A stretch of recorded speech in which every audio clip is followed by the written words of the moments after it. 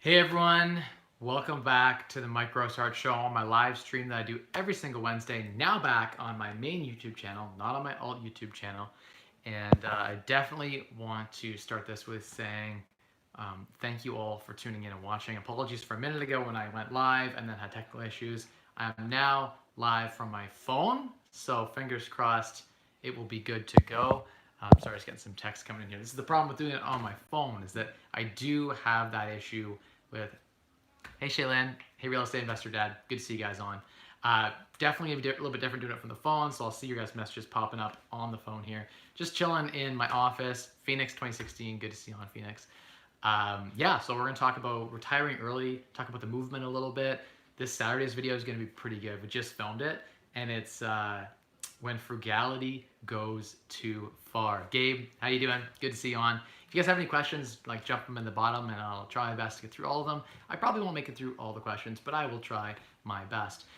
It's cold here today in London, Ontario, Canada, and for the first time all summer, I've had the chance to rock the sweater. So look at this, rocking the sweater. What has been going on in my life? A lot of things.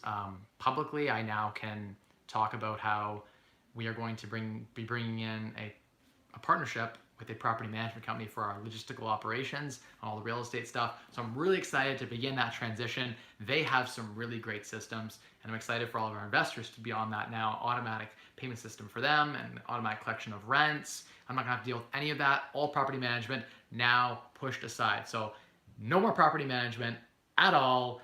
Rightway is now partnered up with a property management company locally here who is an expert in the field. And so I'm really excited for that announcement. And so all of my investors who haven't been contacted, most of you guys have been contacted, but probably a handful, 6 or 7 of you haven't been contacted. So if you are watching this, reach out to me. We'll have a chat about how that's going to improve things dramatically. Really excited about that. And it could allow us to scale and grow and find more deals and focus on what I am enjoying the most in this process, which, like, I love real estate investing and it's like my side hobby. The property management piece, it sucks. Like, I don't want to worry about my properties once they close. I would much prefer to focus on what I'm good at, which is the fun stuff, going through the properties, finding the right ones, negotiating the deal, getting the property taken down, and then focusing on how do you best utilize the space through design and reconfiguration, and of course, construction and renovation. So that's been something that's been big for me. Might be coming out of left field, but it's coming from a place of outsourcing sometimes is better than trying to insource. And I can't give it the time that it needs to run all these businesses myself. It makes more sense to outsource. And so this decision has come from one of like wanting to retire early again. I miss that. It's great to have that energy towards, you know, my family and towards the things that I love. Like World of Warcraft Classic has been released, and a bunch of my friends and followers on YouTube have reached out and been like, Mike, you gotta get down there and play. And I was watching people, you know, like Meet Kevin stream live, and I'm like, I gotta get on that. I spent like 10,000 hours of my teenage years playing World of Warcraft Classic. So that'll be a ton of fun. Really excited to bring that on board. And then, yeah, from a business perspective, focus on what I do best, which, like, I'm a good realtor. I'm good at the wholesale off-market deals. That's something, like, 2 things that I'm really good at. I happen to have a good network of investors, and I want to help you guys who are investors keep, you know, getting great cash flow and unlocking early retirement. I just don't want to deal with the specific property management issues. So partnership makes really good sense, and these people are really well vetted. I like them a lot. I got a really good feeling about this relationship. So not only just a feeling, but the beta testing, so it's going well so far. And yeah, I'm really excited on those fronts to be focused on doing things slightly differently. So that's exciting. I still will do some property management probably, and you guys know I already have employees that are doing things, so it's just, you know, the same thing, just a bit of a partnership there. It is nice, I think, at the end of the day, when you get to a point of fire, to be able to say in business, in entrepreneurship, if you don't want to do something, that's okay. Like if I was broke right now and I didn't have this like financial cushion, I'd be suffering through a lot of this stuff, and I have been for the last like 4 to 6 months. People who are watching my streams, they know the kind of hardship I've been going through, trying to do well by my investors, by my employees, by all the people in the network. And it's okay to say, like, my health is number one, my family is number one. I need to focus on what is important, and for me, that's financial freedom. And I don't have that right now because I've built these businesses in financial freedom to keep myself busy. I built all these businesses, so that's been an interesting change. um, that is positive in the last week. It's been working a long time coming for this, but really excited for it. So early retirement, I want it for everyone, and I think that in a lot of ways, early retirement isn't necessarily the solution you're hoping for. I think that people who join this early retirement fire movement, whether they're like luxury fire or more of like a lean frugal fire, like Lux Fire, Frugal Fire. I think on the Frugal Fire side, like the minimalists of the world, they're happy not working, or they think they're happy not working. But then what they find is that their passions almost become work for them, right? It becomes a sense of purpose. It's not necessarily for the money anymore. It's not necessarily for the same things that it was for when you were working to build fire. It's now for the greater pursuits of fulfillment. If you think of like Maslow's hierarchy of needs, right at the top there's like self-actualization, which is what we're striving towards in the fire community once we've fired, right? Once we're fired from work. And it's interesting, lately in the pursuit of doing what I love, which is buying properties and making people and helping people. Like at the core of who I am, I feel the best when I'm helping my mentees, buy properties. If you've been following me on Instagram, you know that one of my mentees started with no properties, working at Home Depot, to now closing his third deal, over $1 million in real estate. So watching him in like a year or two become financially independent, that's huge. Or my other mentee, Michael, watching him get his first triplex now and watching him go through the motions. That's been like really rewarding. And so the thing is, though, when you commit to those things, like those hobbies that become then like full-time pursuits, right? For me, it was like I love buying property and I just get a big kick out of it. So I bought a lot of properties, like 50 of them in the last year. And I like helping people a ton, which is why I have this YouTube channel and why I give back. So thumbs up if you're enjoying the content along the way and you've been following for the last almost a year and a half on my journey, as I've been documenting how I've been feeling, where I've been at, and sharing a lot of knowledge and wisdom that I've picked up along the way from different people in the network, as well as just, my experience. And so stand on the shoulders of giants is what they say, right? Stand on the wisdom of others and you will be that much taller and better off for it. So that's what this channel is all about, is giving back and teaching you. But in the process of all of that, right, I think I made a lot of commitments, and I like to honor my word. That's just like who I am. People who know me know that I will go to the ends of the earth. If you are loyal to me, I will be loyal to you back to the ends of the earth. And I reward loyalty and I value loyalty. And what that means, though, is when I'm loyal to like 40 people and I make commitments to all these people, it's sometimes too much. Like I've been working 60, 70 hours to honor all of these commitments that I've made to people. And so that's something that has to change, I think. I'm not doing it for money. And so it's people jumping on here being like, Mike, like if you're doing a job you don't love, quit. If you're in a business you don't like, it's simple, Mike. You literally just close the business up. But it isn't that simple. It really isn't. Like it's not about the money at this point at all. It's about like, I have employees that rely on me, right? And I have, like investors that rely on me, and tenants that live in our properties, and all of these pieces that are moving around. And it's been hard for me because I used to think that, in the work world, it was like I trade time for money. And so if I just disconnect the employee-employee relationship, it's no big deal. But as an entrepreneur, as someone who's invested in the community, it's the ties are social. They're not necessarily financial. And so that's been interesting that I've been rattling with. This is just sort of like a vlog, by the way. I'm going to go do the questions now. I just wanted to talk and share my thoughts. I use this weekly live stream as a way of just sharing what's been on my mind the last week, giving you guys an update on what's good in the world for me. And then if I can help you guys along the way and answer your questions, often they're real estate related questions, but personal finance as well, I'm happy to do that. And I really do enjoy answering those questions. So let's get to it. Let's do like a half hour of power. Okay. And thumbs up, by the way. We've got 2 likes and 22 people watching right now. Thumbs up if you are actually enjoying me doing this on the phone, because I've been doing it normally with my big camera setup through my computer. Is it better on the phone? Is it worse? I don't have the lapel mic actually hooked up at all. I'm going off the iPhone speaker. Maybe I'm sitting too far away. Maybe no one's been able to hear me this whole time. The last like 9 minutes have all been for nothing.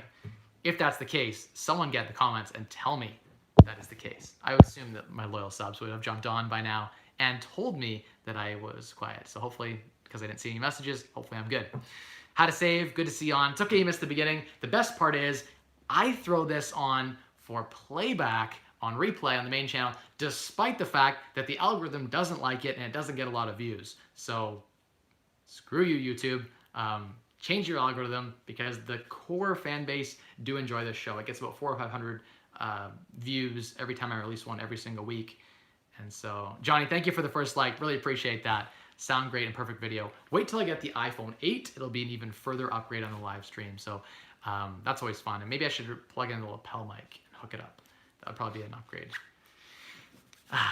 It's nice to be able to wear a sweater. It's kind of chilly in here.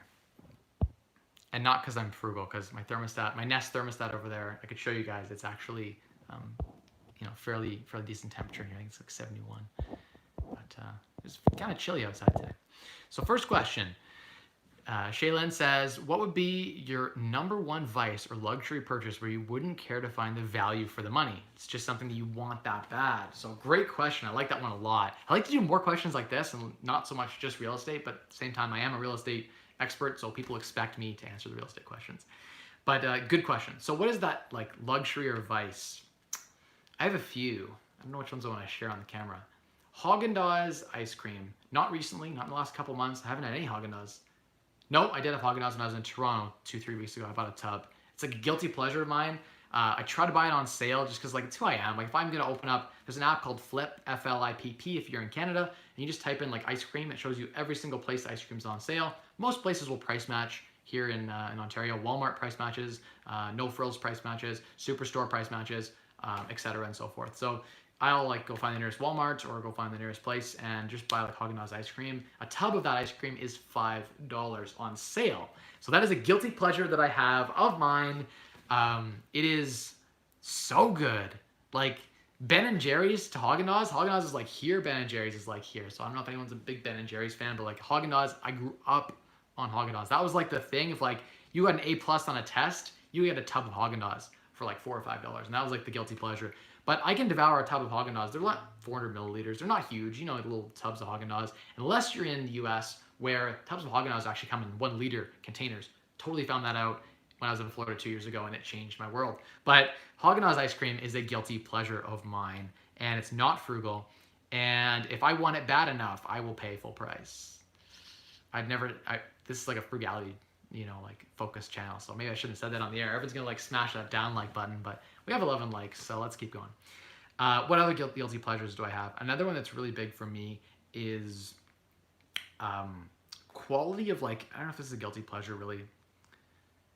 It's like quality of food. Like when I'm buying produce, I'll like pay more for organic sometimes, or just like the quality of what you're buying I think is really, really important. And so for me that's like a guilty pleasure, I guess, in some ways, because I'll go and get the brand name thing as opposed to the lesser brand name thing. But yeah, where else do I not care about value? I care about value in pretty much everything that I do. Like even when I'm like splurging on Haagen-Dazs. You know what? I'll give you an example. I have one. Going to the Silver City, they have a big Silver City movie theater here in London. It's owned by Cineplex. That's a big one. Just made a fresh meal that I got for free. I love free food. That is a guilty pleasure of mine as well. If someone treats me to a meal, it tastes twice as good. Like I literally will go to 168 Sushi and buy myself sushi, and it tastes worse than if someone else buys it for me. Like sometimes when I'm with mentees, I actually prefer, like if I buy someone's food and they buy it for me after, like the trade, I love that. Like the food just tastes better when it's free. And it also feels good to buy someone their meal. So I actually like the flip-flop. Like if you buy someone's food and then they buy your food after, as long as it's like an equivalent value and no one's losing, that's kind of a guilty pleasure. It feels really good to buy someone food, and then everyone loves free food. And that's a great tip. Phoenix 2016, love that one actually. This is gonna be like a frugal stream maybe. We'll talk about like frugality.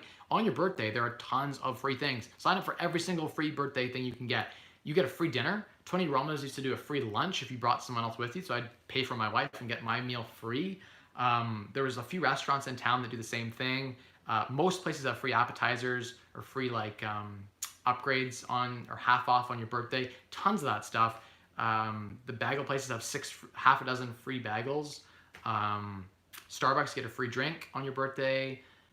Booster Juice, you get a free Booster Juice smoothie. So like on my wife's birthday, I line these up for her. So it's like in the morning we go to like, Starbucks and we get a free Starbucks, and then like in the afternoon I get a free Booster Juice, and then we go for like a free lunch and maybe like a free dinner. So I like your birthday is the best time in Canada and the United States to get free stuff. So take advantage of your birthday, get yourself some free birthday gifts, or get someone in your immediate network, like a boyfriend or girlfriend, to line it all up for you so it's stress-free enjoyment of your birthday. Pro tip. That was a great one. I like that in the comments. But talking about like luxury and talking about like splurging on things that are sort of different in the sense that like maybe they're not frugal, maybe they're not something that it doesn't help your budget in any way, but it definitely is a huge advantage. For those people, Brennan, did you talk about Swoop yet? Yeah, there you go. So 100% awesome. Brian Larson, thank you for the super chat for $5. Thank you for telling YouTube that this is a good stream, because when people super chat, we get bonuses. So YouTube gets, I think, 40% of the super chats, which sucks. I know I don't get the whole like $5. I get like $3 of it or whatever. But the good news is YouTube sees money coming in and the algorithm's like, uh-oh, promote this out to Mike's audience. Let more people see that he's going live, and so more people will potentially join in. And in the replay, if it made it money, it will also promote it. So the super chats, not only do they make the stream more popularized, and not only do they keep the lights on, for instance, all of our camera equipment and all of Kyle's time and energy to like get all this stuff, we need to earn some revenue to pay for him as well. So that would be something that would be nice to make this a sustainable not-for-profit, because I do treat this as pretty much a not-for-profit. I ensure that it breaks even. If there's a profit on this YouTube channel, I donate it to either mentees or to people in need. So I don't plan to profit on this channel unless it like, maybe if it ever made like 7 figures, I would make so much that I couldn't give it all away, and maybe I would take a salary or something. But up until now, it's been like petty cash, right? So the ad revenue is not a lot and the super chats are not a ton. But thank you so much. Sharing your knowledge every week, my man. Thank you, Brian. I do appreciate that super chat a lot. If you have like $5 and you want to shoot it into Kyle or to me, send a super chat in, and I will always read the super chats first. And if you did put a question in there, I will try my best to get to it. As the streams get bigger and bigger, it gets harder to get through all the questions, but I will do my absolute best. So guilty pleasures and Swoop. I saw a comment jump up on Swoop in the comments. Swoop is an airline here. They're now in London. They're flying direct from like London, Hamilton, and like minor airports straight to Orlando, Florida. I got tickets. I'm going for 3.5 weeks to Florida. We're gonna have some fun in Orlando. Maybe do Disney. Maybe do some other things like Universal. Or we'll probably just do Disney actually, and just travel around. Maybe do the beach, the ocean, and stuff. But I'll be in Florida for 3.5 weeks. $69 a flight Canadian, plus surcharges and fuel, whatever. But $69, cheaper than Spirit Airlines, flying direct from London, Ontario, straight to Orlando. Super cheap. Bought 3 tickets, one for my 3.5-year-old daughter, one for me, one for my wife, and our newborn baby gets on for free, because if you're under 2, pro tip, under 2-year-olds travel for free. So there you go. If you have like a 1.5-year-old and you want to travel, now's the time to do it, because you're gonna get them to go on for free. When they're 2 years old and one day, you're gonna have to pay a full price ticket for them. So frugal hack, travel when your kids are, young. Not so young that like 8 weeks old is kind of tough. I couldn't travel right now, but definitely in a few months I'll be able to travel once our kids are a little bit older. So yeah, that's a pro tip. What other things on the topic Shaylin asked about, what are those luxury guilty pleasures? On occasion lately, I've been buying smoothies. They're like $2. Hey, Christina Nolan from Montana. Welcome to the live stream. Jump in there if you have any comments or questions, and definitely going to get to them all in a bit. If I've missed like a dozen or 20 comments, I'm going to get back to those and circle back and work my way down. But yeah, guilty pleasures. Smoothies have been a big one. McDonald's has like the $2 smoothies. They're not good for you at all. They're like a guilty pleasure. I walk like 2 kilometers with the mentees at night for like our nightly walk to get exercise. I'll walk to the nearest McDonald's at like midnight and grab one of those for like $2. It's a guilty pleasure. I like it. They're $2 for a medium. It's like not bad, or maybe it's a small. They're good size. But yeah, I like those smoothies. They're $2, and it's not frugal of me at all, but I enjoy it. What other things do I do that are not frugal? Oh, there's probably a ton of them. Let's move on to the next question. Hopefully I answer your question satisfactory. Also, I spoke to Chuck. He said you're coming into the class in November. Shaylin, yes, I reached out to Chuck this summer. Chuck, so Ivy Business School. I've kind of worked it into my set. Why the sweater? Because I want to wear a turtleneck, just like you do, Jonas. Remember last night you were wearing that like little neck sweater. Okay, so happy to answer your question too, Chung, in a second. No, you don't need a permit for window wells, but concrete cutting does. So only if you widen the window. If you narrow it, you don't technically need it. I would just say, hey, I'm putting in a new window well, and that'd be it, and you wouldn't need a permit. So yeah, you don't need a permit for window wells to be installed. Pro tip: these guys arguing mentees in the thing there. You don't need it for permit for that. But if you're cutting in an egress window, technically there are certain things you have to meet to building code. So if you're cutting in a fresh window, you're getting a permit to do that. Then there'd be certain if we're talking about real estate, certain grades you need to meet, like from the edge of the window to the bottom of like the crushed gravel. You need certain slopes. You need to have certain distance. You can't be more than like 6 inches, because then someone could fall out and have issues in a fire. So we're talking egress escapes from basements, right? If you're trying to get out, they need to have a proper window well depth. It needs to be 24 inches out. People use these cheap 12-inch ones. That's a mistake. Is that 12 inches? Let me check. Yeah, it is. No, I'm just kidding. Yeah, 12 inches is not sufficient. You need 24-inch window well. And it needs to be a couple inches on both sides of the window well, so it needs to be bigger than the window. There you go. Hopefully no one caught that joke. But yeah, to answer your question, yes, I'll be going back. I volunteer my time for the wealth management class. It's a 4th-year class at the Richard Ivey School of Business where they teach wealth management. They talk about personal finance, the tax-free savings accounts, investing, and I go there and I was a student in their seats 6 years ago now, I guess.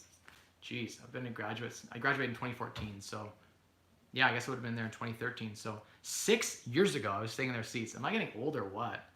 I'm 26 still, guys. Like, I'm not that old. But anyway, I guess I went to university young. 6 years ago, I was sitting in their seats in 4th year, and I get to go back, and there's a case called the Roseharts. And it's Rosehart Part A, Rosehart Part B. It's a full case-based learning. And I get to go in and have the opportunity to give back. You can check me out on social media. You see that I've done that now for like 2 years now. But it's great. It's part of the kind of curriculum towards the end of the year, where I did a final plan, and my final plan is part of the case. And so people get to see my financial plan, what I was thinking back then, what my net worth was. I even exposed back then, so check that out. You probably can find out I have a whole report. I did for my final project. I did a financial plan. And so it was a financial planning class basically. And it's fun to go back and to say, like, the first thing that happens is in like Part A, I don't want to kill the whole thing because I know you're an Ivy student and I'll probably see you in the class. If you ask Chuck, you can sit in on the class for free. If you're an Ivy student and you're watching this, for his class, he lets people sit in on occasion. So that's something kind of cool. But I get to be like prof for a day, and I don't get paid or anything. It's just a volunteer thing. But it feels really good to give back. And the first thing that happens is everyone's like, his plan is too aggressive. He will never retire at 30. And I watered my plan. I think I put like 35 in my plan because Chuck was like, my professor was like, this is no way you can retire in your 20s. Like, that's unrealistic.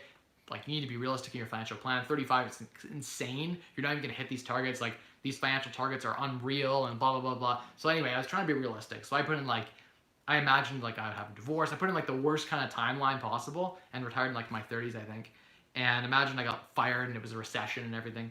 And the first thing people raise their hands like, there is no way he can live on that little, and like his budget is way too little and his retirement fund is way too small, and they jump at like there's too high risk, and so they come up with all the problems, right? And then they get Part B, which is what happened. Like, I think I wrote that Part B, part of the case with Chuck. We wrote the second half of the case, and the second half of the case is what happens in 2018, I think. And it's like, I'm a multimillionaire, flew past my plan, retired at 24. All these things happened because I had a financial plan. That was the point, and that I took action on my plan. And so that's a really great, it is a really great way of giving back, and it's a fun case to do because all the kids are like, no way. Like, half of them are like, this is retarded. Why did you even, like, why are you so frugal? And like, there's no way this is going to be happening. And the other half are like, rich kids, and so they don't understand. But then there's like a quarter, okay, it's like a third, and the other third's like, they love it. And so it's great. I got a lot of people reaching out after, and so the engagement is really, really great. As an alumni of the program, I get a lot from it. So give back. That's the biggest thing you can do, I think, in, as a person who, not even before you retire even, like when you're still working, put some time aside to give back. It feels good. It's the right thing to do. Help people out. You feel good. It's a win-win. And then when you're financially independent or retired early like I am, it is your obligation to give back. If you're fired in this community, it is your obligation to give back. I think we have a right to, like, there's almost, not, I don't know how to say this. I don't want to say it the wrong way, but like, we definitely have to it's like with great power or great wealth comes great responsibility. It's like I almost have this duty that I have to share. Like this is a path that exists in the world. You can take this route. You don't have to work until you're 65 at a job that you probably don't love most of the time, right? 70% of people, plus or minus, don't enjoy the work that they do. So like maybe you're the 30% that love their job, but that might change, right? You might change employers, or your boss might change. You have a new colleague at work that screws everything up, or a company merges with yours, or the product isn't selling the same way. Things change. What is good now might not be good later. And so if you're financially set, your job doesn't go the way you want, you walk away. You move on to the next thing. Your business isn't going the way you want and it goes bankrupt or whatever, something happens, you walk away, you move on to the next thing. You're not bound by the financial shackles of having to work for a living. And so I want that for everyone. And the cleanest, simplest, only path that works 100% of the time is frugality. This last week and this week, I talked about like crapping on frugality and how like frugality is a bad thing at times. And it's more talking about how cheap is bad and you don't want to be cheap. But frugality is the only way to guarantee you'll reach financial independence. If you work a full-time job, make 50 grand a year, which like I believe anyone has the capability to work and make $18 an hour at 50 hours a week, right? Rough, give or take. If you work like a full-time job and then you're frugal and you save about 70% of what you're earning, so you live on 30%, which means the 30% on like 50 grand a year is like 15 grand a year. Totally doable. You can rent an apartment for $800 a month, and I built a budget. You can go check that out. How to live well on minimum wage. I think it's how to save money on minimum wage. The video's got like 26,000 views. I broke down an actual budget in the description. You can see it's very easy to live on 15 grand a year. If you follow that path, right, with 100% certainty, you will retire in about 7 years. You will save up enough to replace, if you're used to living on $15,000 a year, by the time you've worked for 6 or 7 years, you've built up a portfolio that produces exactly equivalent to the 30% that you needed. So if you're living on $16,000 a year and you maintained a 75% savings rate or whatever, you can do the math, and what'll end up happening is you 100%, regardless of rate of return, your portfolio, if you just invest in basic like index funds, if you use basically real estate investing, you get there way faster. And I talk about that on the channel. Like real estate investing is the way to hyper speed that. You can retire in like 2 years or 1 year. I'm proving that with my mentees. In 2 years, I'd like to see them get from like broke to financially independent. So that's something like real estate can accelerate your returns because of arbitraging, because you're buying 5 to 1. You get mortgages, so you can buy a lot of real estate with bank money, so you get great returns on your money. But anyone can do it with frugality. That's the beautiful thing. I mean, it's possible, Jonas. I would say like you could try it and do it in 1.5 years. It's totally possible. Like it can be done, especially with the knowledge that I have, right?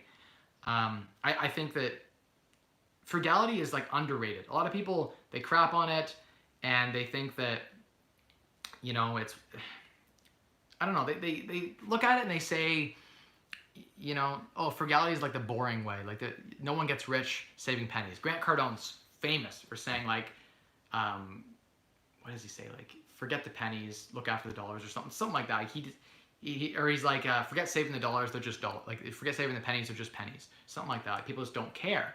And that's the wrong mentality. For 99% of people, maybe 95% of people, you have to save your way to financial independence. That's right, $1 saved is just $1, is what he says. So that's the saying. It's a bad one. I don't like that saying. I like $1 saved, $1 earned or whatever. I forget the saying. $1 earned is $1 saved, something like that. Frugality is the guaranteed way. If you are frugal, you will 100% reach early retirement. If you try to do Amazon or like FBA or some entrepreneurial venture, or you're taking high-risk businesses on to reach financial independence in like 2 years, that is high risk and has a low probability of success. My mentees are going to try to use business and real estate to get there faster. And that's okay. I'm going to help guide them through that process because I know how to do that. But it is higher risk. It is not guaranteed. Like for 10 people that try this path, 9 of them fail and 1 of them succeed. And you see the Mark Zuckerbergs of the world, and you see all the entrepreneurs online, all the people you see that are like day trading and making bank, or they've sold their business and made big money, or they've struck it rich in the lottery, or whatever it is that's happened to them. Most of the time, like even my own success in real estate, a lot of things had to come together at the right time in the right way for me to succeed as well as I did. But I also combined that really smart business astute entrepreneurship mentality with extreme frugality. So if my real estate failed, let's say I had no appreciation on any properties and I was sucky at renovating, and so we just like every dollar I invested got a dollar back, so I made no money on renovations, and I was terrible at placing tenants. I saved so hard that I guaranteed my financial success. I would have still retired at 25 if my real estate portfolio was completely flat. I would have retired on about 700 grand. $700,000 a year at 10%. I know people who will borrow first mortgages at 10% all day. A 10% return, right, is $70,000 a year. Now, if you say 5% safe withdrawal rate, so 5% return, which is again, if you don't, I use real estate in my numbers. I don't use bonds, so I substitute my bonds in my portfolio for real estate because real estate provides a much equally risk. I think the risk is actually the same for real estate as with a lot of the bonds that I'm seeing, but the returns are way higher. Like you can lend first mortgages 50% loan to value. So real estate has to drop in half. $1 million houses have to sell for 500,000 before I'm even lost a dollar, right? People will lend 50% loan to value and they'll pay you 10% mortgages. It's ridiculous. So real estate is one of those arbitrage opportunities where you can make 10% rate of return. And so even with $500,000, you've got $25,000 to $50,000 in passive income. That's enough for me and my family to retire on. So even if I wasn't a multimillionaire today, I could retire right now on like 600-700 grand, right? You don't need a ton. I'm hurrying up. Okay. I'm gonna go up and answer these questions, but Snake Eyes is a good question. I will estimate really quick my net worth. Probably, I did this one time. I think my net worth would be like $1.2 million, $1 million maybe, if there was no appreciation. Like if my market was completely flat and only way I could add value was through renovation. Like I literally had to find comps with no appreciation. Like I buy a house for 200 that's worth 250 with no appreciation. And I have to unlock value through buying, like literally making no money in appreciation. I'd be like a low millionaire. I wouldn't be a multimillionaire for sure. But I'd be like double fire because my fire number was like 625,000, I think it was, for a long time. So I'm like, now I'm like 1% real safe withdrawal rate, right? And that's because I've had such good success in business and especially in real estate. Okay, let's go up and let's hit these questions hard. Which aspect or area of a property, Mwande, if you're still watching, which aspect or area of a property would you say is important in the rehab refurbish stage of BRRRR investing? So which aspect of the property is important? I think what you're asking is like kitchens and baths, right? It depends on the property. I wish there was like a 100% like guaranteed way. Did someone just super chat $50? What? 50 bucks? That's an amazing super chat. That's the biggest super chat I've ever had. So that is amazing. Angie, how you doing? Angeline from your Ivy class. Oh, Angie friends, I didn't realize you were the same person. Appreciate you sharing actionable steps with no sales pitch. There isn't much of that out there. Thank you, appreciate that. And I do that completely for free. That is true. Amazing, thank you so much. One question, if you get a commercial mortgage loan, does it affect your ability to get personal mortgages? So this is a good one to talk about, and I've talked about it on the channel maybe like 10 or 12 weeks ago. There was a good video on my alt YouTube channel, I think. And it was talking specifically, Angie, about commercial mortgages versus residential. I think I even shared a video on this, but it depends on the lender. There's no set rule. Like there's no 100% where like, this is the thing, right? Like all lenders are this way. It's a gray area. Some lenders have a maximum number of doors. So I've heard lenders say, 10 properties. Scotiabank specifically is like 10 properties. Exceptions if you're high net worth, exceptions for X and Y. RBC, same thing. TD's 5 doors, BMO's 5 properties, sorry, by the way, 5 mortgages. Some of them count against you. So yes, they can count against you. The better way to do it, Angie, to get your value for 50 bucks is to buy your residential properties first. Max out your residential mortgages. Let's say you cap out at 5 or 10 properties. Let's call it 10. Scotiabank's pretty much 10 all day long. If you're buying really strong cash flowing properties, it gets easier as you buy. So you be your 3rd, 4th, 5th property, it's easier than your first property because your debt service ratios get better. If your cash flow is like double your mortgage payment, Scotiabank has a cross-out program, which from a qualification perspective, they say it's as if the property doesn't even exist from a financing perspective. So it gets really, really easy to finance, and that's huge. Thank you, Angie, so much for this 50 bucks. By the way, Kyle's gonna be off the wall. We're gonna that's like $30-something net to us. And we just told YouTube that our YouTube streams are good and that we deserve to be promoted to the audience. So that's amazing. Commercial mortgages though, I do like commercial mortgages. Once you've maxed out, like When I get someone to 5 or 10 properties and they cap out, we start buying 5, 6, 7-plex, 8-plex, 9-plexes. We start buying those because you don't finance those in the same way that you do a residential mortgage. So the property qualifies itself more than your own ratios. So if you're retired, for example, you can still buy commercial real estate. I can still buy 12 plexes and get financing. I don't necessarily need $100,000 a year in income. So you don't need the income qualification on commercial properties near as much. They do look at net worth a little bit if the property isn't as strong. If it's a really strong commercial property and you've got the 25% down, you go to a credit union or some commercial lender, you probably get a mortgage regardless of your own personal ratios. They like to see that you're working. They like to see that you have other sources of income. It all helps the business case for them to lend you.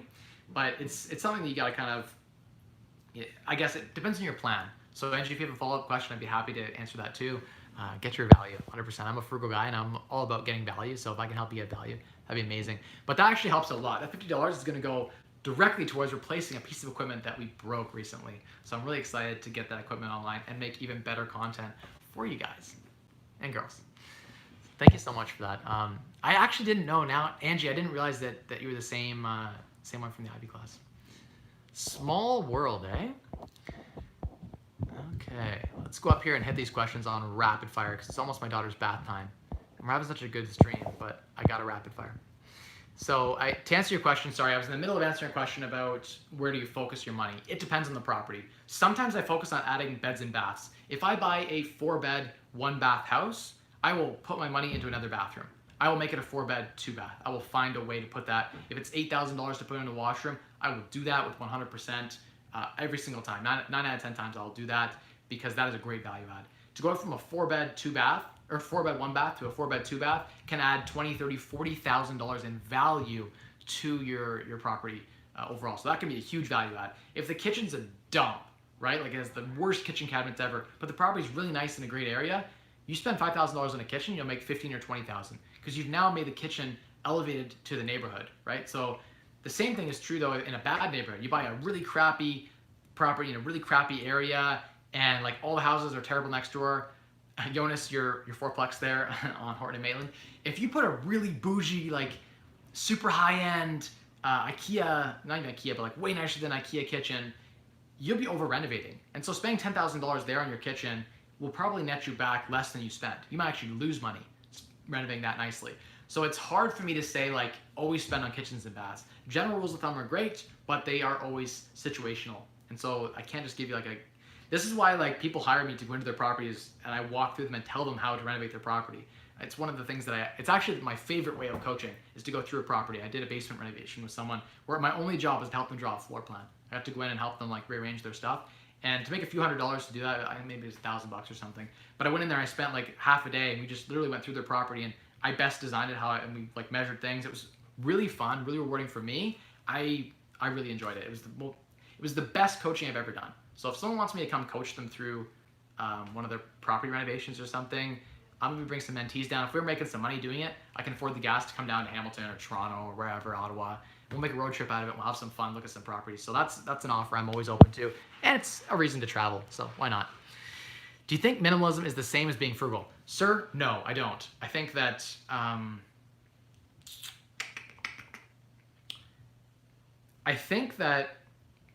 minimalism is about focusing on having a few really good things that you really enjoy. And frugality, they align nicely in the sense that like you don't spend money on both. But I think that, so minimalism is the idea that effectively that you have less and that with less stuff, you're happier, there's less in your mind space, there's, it's just overall better, you'll feel better about your life. Less is more, right? Less stuff. And frugality is the idea that you spend less, and I think the core of frugality is making your money spend well. So you want to take the money you're spending, spend $25,000 to get $50,000 in value. You know what I mean? So that's really, really important at the end of the day to frugality. And the two overlap almost like very well on the Venn diagram, the things that are the same. Minimalists don't buy a lot of stuff. Frugal people don't buy a lot of useless crap. Frugal people, they want to focus on high value items, right? And they like that's their thing they're spending value on. Minimalists do the same thing. They might value their book collection and they'll spend on books. That aligns with frugality in some ways. Where they differ, I think, is the minimalist isn't really concerned about efficiency of dollar spend. They're concerned about just having less in general. So you can be minimalist and go spend $10 at Starbucks every day, and that's minimalist technically, but it's not frugal. So there are differences. They're not the same, one and the same thing, but they do overlap in a lot of ways. A lot of people who are really frugal don't buy a lot of stuff, so they, kind of innately become minimalists, and they value, a few cool things. So, okay, let's go up and batch some of these questions out unless another super chat comes up. Incentive. We're gonna wrap this stream up in like 5-10 minutes. So, if you want to do this, if anyone wants to do a super chat to get their question answered, I'd be happy to do that. And Angie, if there was a follow-up, I'm gonna catch that too when I scroll through here. Okay, so next, hi, can you share an update on the mentorship program and Patreon support? So I decided not to do Patreon, too much work to get it all set up. The alt channel is basically like, I don't know what I'm using it for. Maybe I'll use it for like real estate. I'm a real estate agent, so maybe I'll just use it for that. I've gone back to doing the streams on the main channel, mainly because I get a wider reach of audience. We have way more people watch the video. I'm using super chats instead of Patreon. So if you're getting value from this, support me through a super chat function. YouTube takes a good percentage, but it tells YouTube that we're great. That's the most important thing. I think that at the end of the day, if you're gonna support me on Patreon for $10 a month, I don't have a Patreon. I'm not doing that. Just give me a super chat once in a while. Jump on, once a month and shoot me a super chat, or every week jump on, but maybe once a month you decide to super chat me like $10. There. So if I had like 10 loyal subscribers who all shot me like $10, there's $100 a month. That would cover all of our equipment. So that's something that would be great. If like there's some loyal people on here who appreciate the content and want to support, that'd be cool. I'm not forcing you. Like I'm a frugality channel, so like if you want to give, cool. If you don't, like that's cool too. I give my time and I give a lot more than I get back. So don't think I'm doing this for the money. I'm not. Okay. Let's go up here and see. I'm just gonna see quickly if Angie had a follow-up question. Finally figured out how to use super chat. That's awesome. Already got tons of value. Thanks. Aw, thanks. Appreciate that. Means a lot.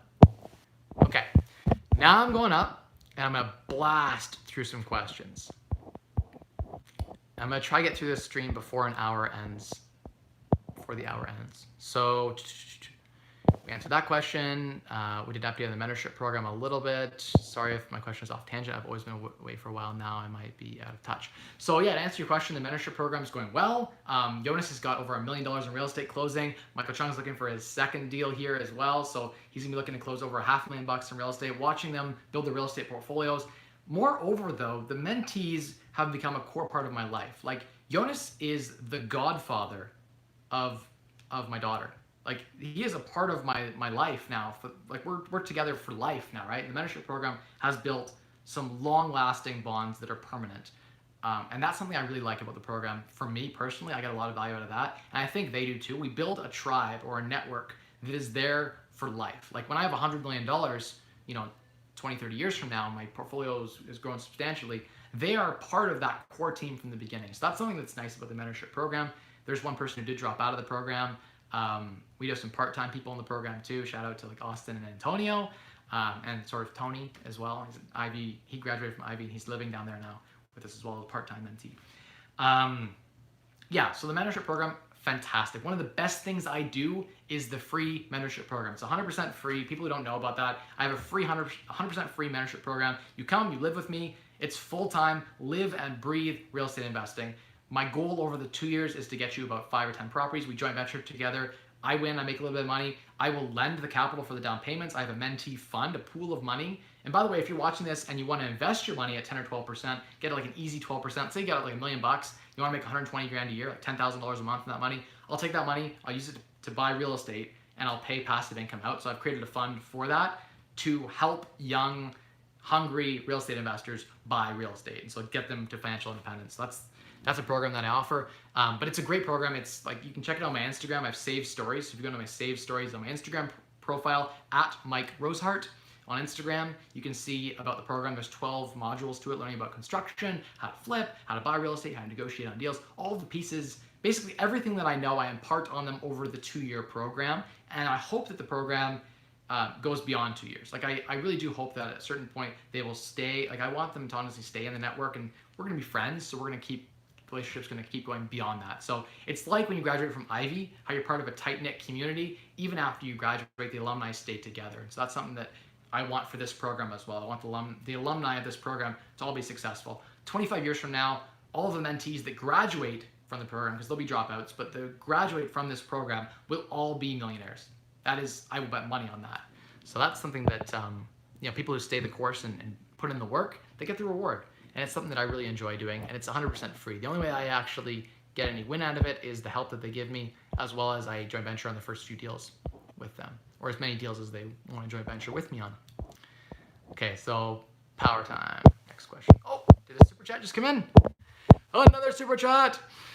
Send you love for the wisdom you share. Thank you so much. Appreciate that so much. $10 super chat. Woohoo!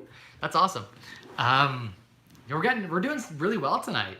It feels like this is what I wanted the Mike Rosehart show or the live stream every week to be an opportunity for people to this is like your Patreon subscription or whatever, and you can ask me anything. I'm here every single week. And in fact, I go deeper. I'm like the Gary V in real estate in some ways, not entirely like him, but where he responds on Twitter, he responds on Instagram if you send him a message. I'm the same way for the most part. I'm responding to hundreds of messages. I can't respond to all of them, but I do my very best to at least give a small sentence or two response. And I at least read these, people send me novels about their lives, and I read the whole thing. Everything you send me, I read. That is a promise. And I'm trying my best to respond to all of them, but time is tough. Thank you so much. I do appreciate that in a lot of ways. It keeps us alive, keeps the channel going. I'm hurrying. 10 more minutes and I'm coming out. Yeah, my stream's gonna be 56 minutes. I know, I started late. I'm sorry. My stream's late today. I'll hurry. I promise. It's my wife. I gotta hurry, guys. Wife's cracking the whip. My daughter's gotta go for bath time soon, so I do bath time and bedtime. That's my thing. I also, I'm home most of the day, so I have a few segments throughout the day that I really focus on giving back. Hi, Mike. Just want to say that your story has inspired me greatly, and I've started laying the groundwork to starting my real estate investing journey. That's so amazing. Thank you so much for the comment. I really appreciate that. If I can have an impact on your lives, that's what this channel is designed to do. Okay, people can hear me good. Skip all this stuff. Dude, I think it's way better on the iPhone. Okay, so maybe in our attempt to be better quality, we screwed up. So I should get from I'm on iPhone 6S right now. If I jump to the 8, it's gonna be even better quality sound and video. So I'm gonna just do the streams, I think, on iPhone. Trying to complicate things with fancy sound and fancy video equipment going through my laptop, probably overcomplicated things. Let's do it from the phone like I did a year ago, Cool. Loud and clear. Good to see you on, Eric. I just found your videos this year. Just getting started, and retirement in 10 years is my goal. Thanks. Phoenix, that's awesome. I'd love to see the journey of the transition. So a year or two from now, as you're making strides towards financial independence and you're finding you're getting there probably faster than you thought. If you think you can do it in 10 years, I bet you can do it in 5. If you find a way to accelerate even your savings rate a little bit or find a way to invest a little bit more smartly, once the snowball starts rolling down the hill, it's aggressive and it goes quick. So that's awesome. David, good to see you on. Knees to chest. Oh, Jonas. Yeah, he says that to me whenever I need to hustle. All right, let's go fast. Okay, so aside from finance and investing goals, which you've clearly mastered, thank you, appreciate that. I feel like I'm, still working on always improving, but do you have fitness and life goals you'd like to accomplish, like run a marathon or climb a mountain? Eric, yeah, I have some fitness goals. If you follow me on Instagram, you'll see a little bit of my fitness goals. I was on track, doing really well. I put on a little bit of muscle, and things were going really well, fit-wise. I'm not in great shape right now because I've just been working on all the businesses and all the things I've been working on. I can't even show you. It's like a 4-pack right now. It's too embarrassing. I'm not gonna pull that shirt up on camera. But yeah, so I do have some fitness goals. I walk every night. I try to always keep active. When I'm on the phone talking to investors, talking to employees or whatever prospective clients, I pace. So I get my 10,000 steps in every single day. That's a goal that I try to match. If I don't, I go for a walk that day. But I walk around my house in my backyard. People see me when I'm on the phone. I pace. And so I get a lot of steps in. I actually have a step counter on my phone, and I exceeded 10,000 steps without even trying, without even walking. So that's one thing that I do is try to keep my physique up as best I can. My stress levels are higher than I probably like them right now. That's not good for my health. But health is really important, guys. Your health is your wealth. And so if you're rich, but you have terrible health, that sucks. If you're 200 pounds overweight and you're a multi-millionaire, probably just go get liposuction, right? You probably afford that. But anyway, you're probably a personal trainer too. But anyway, the point being is if you don't have your health, then it's hard to enjoy life, right? So that's something to kind of think through. And yeah. How many cars do I own? I own one. I have one car. We're looking to trade in our car for an SUV that has more seating for our family, but I'm looking for something fuel efficient, like maybe a 2.0 liter, 4-cylinder Ford Explorer maybe, or like there was a nice Lexus I was looking at that was on sale, but I probably won't pull the trigger on that. And I've always would love the Tesla SUV version, but again, with the winters here, I don't know if the mileage is quite enough. There's not enough charging stations in Canada for it to quite be viable, I think, yet for Tesla. But I'm going to get on board with electric cars soon. One car family. We at one point have had two, but pretty much just a one car family. So that's been something that we've been able to maneuver and keep frugal. Worst case scenario, I've had to carpool or I've had to, pay people a couple of bucks to give me a ride. There's always Uber. Like if you run the cost of owning two cars to just Ubering, you probably go down to one car in Uber and it's actually cheaper. Like those couple of times you need that extra car, just Uber and it's cheaper. So run the math on that. You'll find out that probably having two cars doesn't financially make any sense. It's actually easier not to pay for parking and stuff. You just like get an Uber. But yeah. Try using the Pixel 3, $400 off now. What is the Pixel 3? Is that like a phone? I'll check that out. Maybe we should get a Pixel 3 for our live streams. That'd be kind of cool. It's easier on the iPhone. Do that. Cool. So I'm gonna do it on the iPhone. It's way easier. I was late. I was talking to Kyle off camera for a while, and then he left, and I saw him out, and I'm like, oh, it's 7:08. I should probably try to figure out a stream. Okay, cool. Just made a fresh meal suite. Loads of free things on your birthday. That's very true. We talked about that earlier in the stream. It's very quiet, but I can still hear you. Gabe, I'm sorry about that. Next time I will bring the lapel mic and I will connect it in. I think it's in the suitcase. I actually probably could hook it up, but we're almost on the stream, so let's just suffer through. Did you talk about Swoop yet? Yes, I did. Swoop is the airline that I'm using to fly to Orlando with my family for $69 a flight from London, Ontario, Canada, all the way to Orlando, Florida, this 3.5 weeks this January. So that'll be fun. Okay. Aside from finance goals, I talked about that. I do have some goals like fitness-wise. Running marathons, not a big thing. I was a competitive swimmer for a while, so like I used to do that. I also was a marathon runner back in the day. Running is actually really terrible on your body. Like long distance running is terrible on your body. I have long legs, like I have the long strides, so I'm better as a long distance runner than a short distance runner, but just built that way, I guess. No, I don't have any goals really to run any marathons right now. Physically, I would like to, I'm relatively fit. Like I'm not in bad shape at all by any means, but I would love to step it up. I am not like jacked like I'd like to be. I saw a picture of you guys on Facebook and you were looking on point with those pecs, man. Like that's the goal right there. Like there's some subscribers in my base that follow that. That's right. Let's get a pool so you don't have to run. Pools are great. Running is very hard on the joints. Pools are fantastic. Swimming is a great way to have exercise. I think probably I might build. You guys been following me on Instagram. I might build a new house custom for the mentee program. So it's gonna be like a business decision in some ways, but like more of a personal decision to move into the right school district and et cetera and so forth. So I'm excited about that. That means my house here at the Acorn Palace, 9-bed, 5-bath, kind of like almost sort of 2 or 3 units, potential for triplex, super easy, and in a great neighborhood in a rich cul-de-sac in Northwest London. Gonna be selling this property to someone. It's tax-free for me because I've lived in it as my primary residence. So I'm going to be selling it. So reach out if you want to buy a cash-flowing 1% real property in a great area in London. Yeah, maybe slightly less than 1% rule on the sale. Private, I'd be down. I'm an agent, so I can hook that up for you guys. Okay, power stash. I can hear my daughter screaming in the bathtub, so I got to go quick. Okay. Why does Dave Ramsey hate debt? Dave Ramsey. I don't like Dave Ramsey. Everyone likes Dave Ramsey. I hate Dave Ramsey. He's annoying. The one thing I like about him is he's a bit I like that his morals are fairly good. Everything else about his debt stuff, I hate. Dave Ramsey is anti-debt. He thinks buying real estate is dumb. He made a bunch of really bad decisions in the 80s. And he was doing some flips and stuff, and he levered out his eyeballs at 19% interest and got destroyed by debt and went bankrupt. The guy is financially an idiot. 20-year-old Dave Ramsey, I'd be like, 30-year-old Dave Ramsey, I'd be like, what the heck is this guy doing? Bank took all his properties, was way too over leveraged. Correct, Jonas. And the problem was he wasn't buying cash flow real estate. He wasn't buying real estate that earned double his debt servicing. So he couldn't service the debt and lost everything. That's why I talk about buying cash flowing real estate. Dave Ramsey doesn't understand that. He's also 60 something years old. And when you're old like that, debt is scary, right? You're like, how long am I going to be alive? Can I even pay this mortgage back?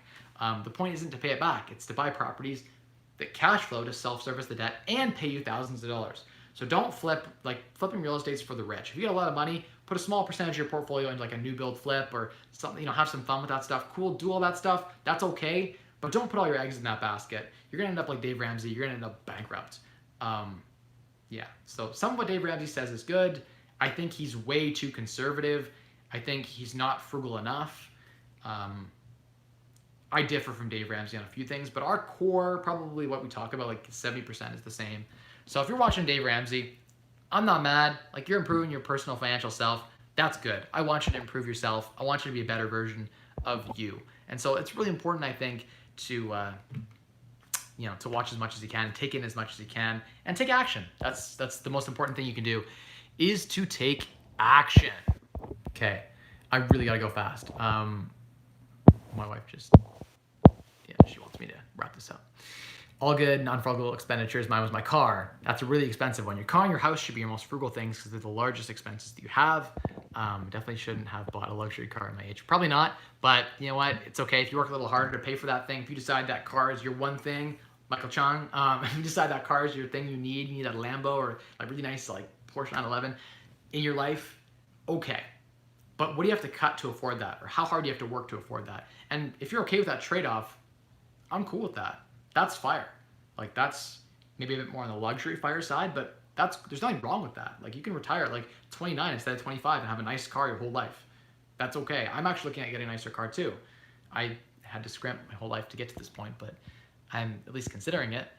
So my thoughts on using debt adventures on Vancouver Island. I think debt is good if you get cheap debt. Borrow debt, it's at 2 or 3 or 4%. Cheap debt is really good. You can borrow some expensive debt for a short period of time. That's okay as well, as long as it is tied to an appreciating asset that self-services the debt with cash flow. So real estate's the only thing I can think of. Businesses are another example, but they're a bit higher risk. I wouldn't be borrowing a ton for businesses unless you already had made it. You know what I mean? Real estate's like tied to a safe asset. Businesses, like my business could expire anytime. Who knows what can happen, right? You can't rely on businesses. You gotta rely on, but real estate's safe. Was it hard to find a job after college? Christian, great question. For me, no. I went to elite Ivy business school, and I was top 20% of my class. So my final average in HBA2 was like almost 90%, which in Ivy were bell curve to an 80. So that was like, it was very easy for me. I had my pick of jobs. London was a terrible job market. There was not much by way of like good paying jobs. I chose a job that was easy and allowed me to focus on real estate when I worked at Infotech. For 3 years. There was an analyst. They promoted me to senior analyst. Then they promoted me again to manager. So I got promoted every single year. I promoted faster than the normal track. So I did fairly well in my consulting analyst career.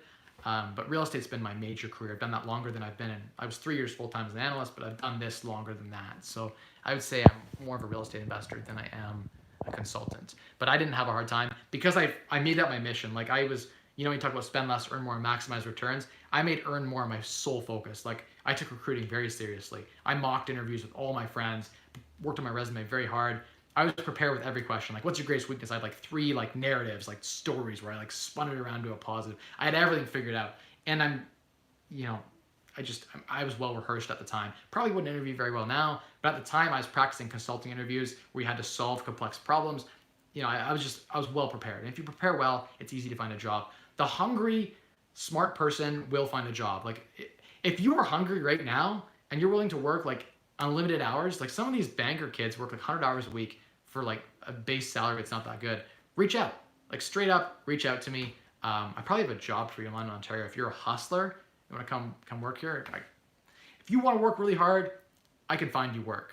That's not a problem. The hardworking people will find work. I'm 24 now, my degree in HSE. I am saving from a current job, but I want to migrate as not much opportunities in my country.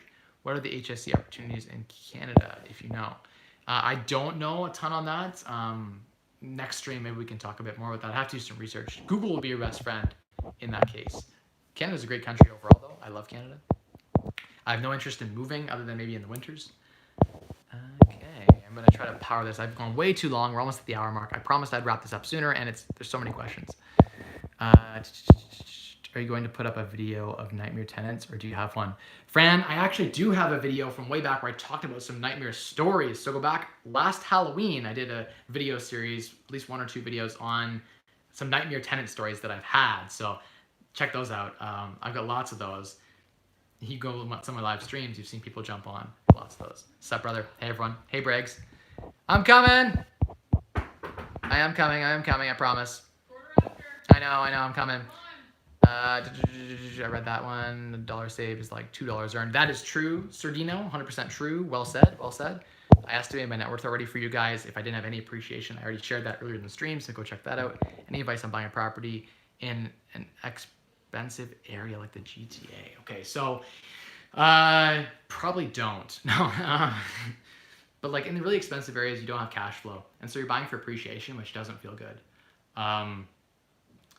I like to buy real estate that cash flows. So if you're buying in those areas, probably do a pre-built condo or a pre-built house where you can put a $25,000 down payment down, and in a year or 2 it's built, and by the time it's built, you've already like quadrupled your deposit. That's probably the best way to go, I would say, because build costs increase over time. So phase 1 of a build, you get into a low phase where it's all like dirt, and by the time your house is built first, they give you a deal, because the first, second, 10th house they sell, they give deals, and then by the end of the day, you end up with a pretty good resale value. Check out my stories. I talked a little bit about in my Instagram stories today about where pre-build and new build can be a really great deal. Pre-built condos and like pre-construction condos and pre-built houses. That you can get in there with a deposit, lock it up. The builder carries all the cost, and then in 2 years, you have a different situation where you're looking at like maybe even $50,000 in appreciation. You buy a $600,000 asset, it appreciates 5% because of inflation over the 2 years. Boom, you just made like $30,000, $40,000. Your deposit was $30,000, $40,000. You get 100% return on your investment, your deposit. Now you might be able to just sell that paper and not close on it. Or if you can't get financing now, you can always lock up a deal under contract and then close on it later. Can we hire you to start a real estate buying? We have at least $230,000 in equity and we're ready to start, just not confident as to how. Fran, reach out to me if you want to buy in the London, Ontario area. Definitely, I'd be happy to help. Otherwise, maybe we could work something out where I come down and check out your properties or something like that. Yeah, I'd be open to that. Me and a mentee come down, have some fun. We look at some properties. Be happy to do that in your market. I had an offer to do that in New Brunswick. So if you're watching, I'm still interested in that offer as well. Just time right now, I haven't had a chance. Okay, answer that question, answer that question, answer that question. How would you start in Vancouver, or the reverse if not feasible? How would I start something that is outside of Vancouver if I don't live there? So Michael, I think that Vancouver, you gotta be careful. Like maybe some new build stuff, like pre-build stuff, where you can get a low deposit down and make a ton of appreciation over a 2-year period, and then sell the property the second that it closes. Because I don't want to hold. If someone gave me a property in like downtown Toronto or downtown Vancouver, I'd probably sell it. People like, oh, everyone's shocked. Like if I inherited a property in Toronto or Vancouver, I would sell it immediately. Why? Because cash flow is terrible. Cap rates are bad. Same in LA. Same in New York. If I owned a property there, I would sell it. People are like, what? Like, yeah, if you own property there, sell it. It's not good cash flow. It's bad use of your money. You're only hoping on speculation and appreciation. It's the least attractive of the 3 ways to make money in real estate. You can check my videos out on that. I've done tons of videos on that for you guys already. Okay, so I might have to end this stream. I'm not gonna get through all these chats. I appreciate you guys all so much, but I gotta go. My wife's coming down again last time. So any of these questions, if I didn't answer your question and you're still watching, one of the 46 people, smash that like button. Thank you all so much for watching. The secret is to spend less, earn more, and maximize your returns. That's how you build wealth. And of course, maximizing returns, I talk a ton about real estate investing. But if your question was not answered, drop it in the comments. This will be up for replay. It'll be up forever.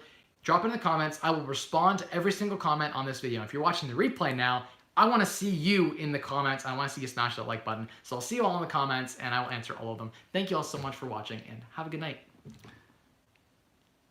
I like Tangerine Bank. Bye everyone. But I don't